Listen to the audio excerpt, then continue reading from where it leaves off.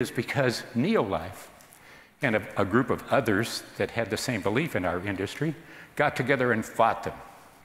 Fought them every step of the way, battled, went to Congress.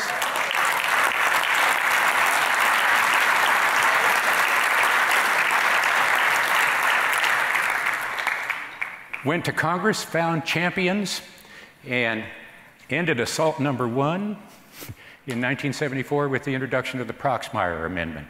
Senator Bill Proxmire, who believed in what we believed in, but he also believed in the right to free speech and the right to information and right to people to participate in their own health, that we didn't need the FDA to tell us that any dietary supplement over 150% of the RDA needed to be sold in a pharmacy. Okay, he knew we didn't need that. That wasn't about that. These were not drugs. So Mr. Proxmire passed the Proxmire Amendment and stopped the FDA right there. But because they're the FDA and they have an unlimited budget, okay, and they have this focus that said, oh, no, we need this, we want to control this. They continued to battle, they continued to fight, and we continued to fight. We were involved in industry groups that got together and fought them. I can remember walking through the halls of Washington, D.C. myself, talking to staffers and representatives like that.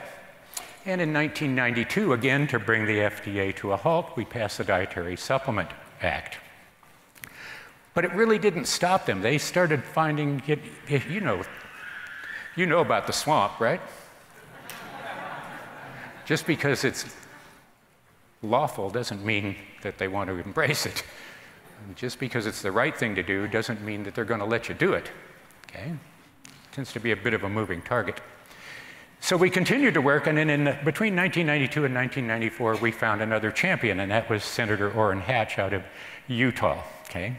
And I spent quite a bit of time with Senator Hatch over the years, relative to how much time people spend with senators. And I found out a couple of things about him. He's a really nice man.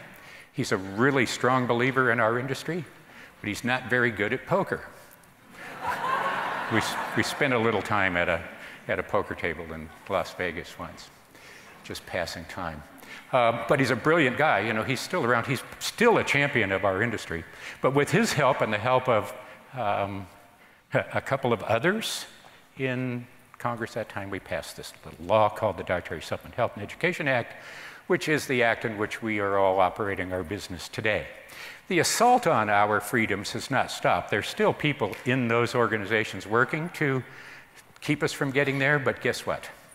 We're still working to fight them from doing that. So if you think about it, Neolife has had a big imprint on the industry, right? Because of the wars we fought against FDA and others, with some help, certainly, back in the 1960s and 70s, you are all here today.